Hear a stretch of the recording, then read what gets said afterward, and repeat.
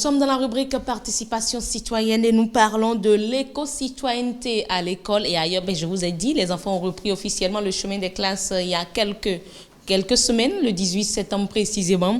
Et depuis quelques jours, notre émission se consacre en fonction des rubriques à l'éducation nationale, à l'éducation béninoise. Et dans ce cadre, nous sommes avec Faisal Dango, notre spécialiste en participation citoyenne. Merci d'être là. Bonsoir.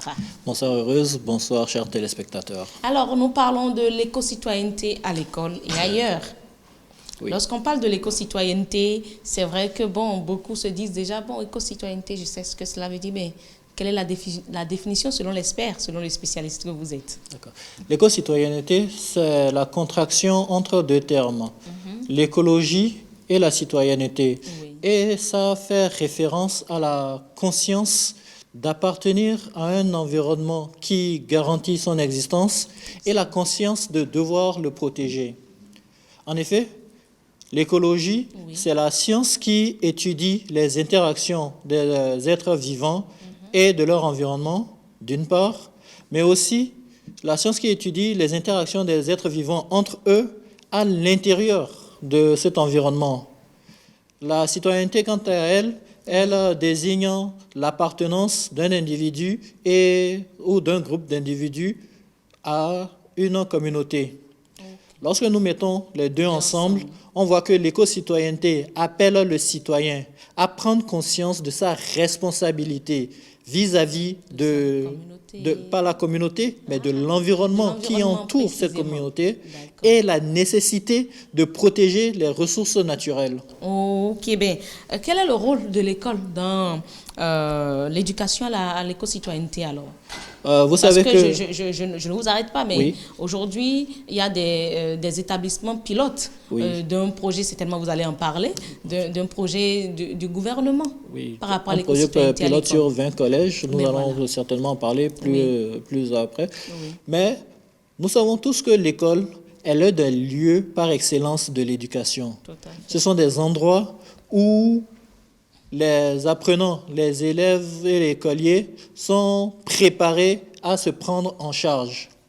En conséquence, l'école doit veiller à prendre en compte tous les aspects de la vie, y compris les aspects liés à l'environnement. Puisqu'on dit souvent, l'école rentre dans la vie et la vie rentre dans l'école. Oui. Si on est d'accord avec ça, on voit qu'il est important d'inclure des thématiques éco-citoyennes pour, par exemple, la salubrité, les nécessités de maintenir son environnement propre, pour garantir à l'enfant de commencer très tôt à préparer l'environnement, à la protection de l'environnement sain qui est prévu par la Constitution. Comment le citoyen peut vivre l'éco-citoyenneté partout où il se trouve, pas seulement à l'école? Oui, déjà, l'école, c'est la base, puisque très tôt, l'enfant sera façonné à avoir les bonnes pratiques. Oui. Mais n'oublions pas que l'enfant n'apprend pas tout à l'école. Nous-mêmes, nous avons une responsabilité, et pas des moindres, dans l'éducation des enfants. Vous parlez là des parents, la société. Des parents, de la société, les proches, tous ceux avec qui l'enfant interagit. Oui. Et en ce sens que nous devons les amener à comprendre que ce qu'ils apprennent à l'école n'est pas abstrait. Certes, ils auront des thématiques et des activités éco-citoyennes comme la nécessité de maintenir son environnement propre, les campagnes de salubrité aux alentours de l'établissement. Mais en dehors de l'école, il revient à l'entourage, surtout les parents, de réveiller la curiosité des enfants. En quoi faisant de façon concrète? De façon concrète, déjà, les interroger, les présenter des petits détails sur les plantes. Nous avons la chance d'avoir au Bénin de la verdure un peu partout. Lors d'une promenade, lui faire voir une petite pousse, ça va grandir et ça contribue au bien-être de tout le monde.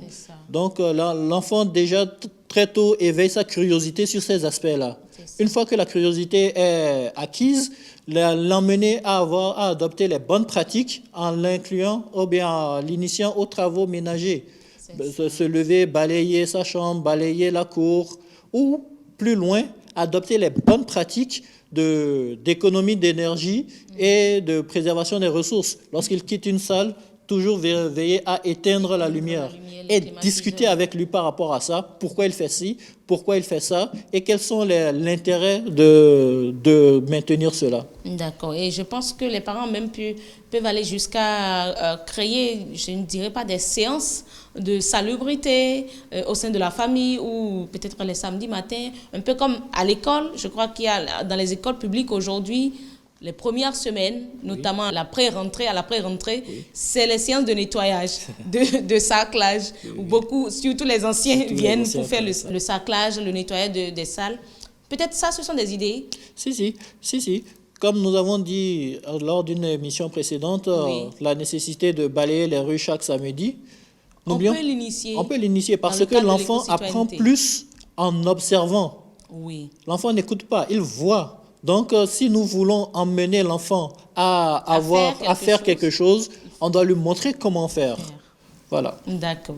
Merci beaucoup. On disait tantôt un mot sur le projet du gouvernement sur l'éco-citoyenneté. Oui, c'est une initiative gouvernementale qui vient à point nommé, puisque l'article 40 de la Constitution veut que l'État garantisse des thématiques citoyennes dans les écoles.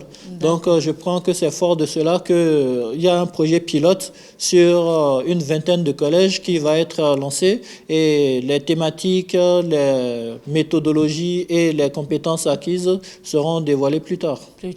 Merci beaucoup, Faisal Dango, pour votre intervention. Voilà donc les comportements qu'il faut adopter. Comment être éco-citoyen dans un pays comme le Bénin, dans une localité peut-être comme Cotonou ou comme Ladji, par exemple, où c'est un peu sale à des endroits donnés. On peut prendre l'initiative au lieu d'attendre les autorités en tant qu'élève ou en tant que directeur d'école, amener les élèves à sortir de la classe, peut-être un vendredi soir, prendre une zone de Ladji et faire le nettoyage. Je pense que si toutes les écoles qui sont à Ladji peuvent procéder de la sorte, Ladji sera un cadre très sain, sans attendre les autorités, le gouvernement. Nous vous invitons à nous écrire via les réseaux sociaux, Facebook, Twitter. Il y a le numéro WhatsApp qu'on ne cesse jamais de vous rappeler ici, le 97 41 42 67. Écrivez-nous via ces réseaux, nous allons vous répondre. Et comme on le dit souvent, il y a une émission spéciale pour tous ceux qui écrivent.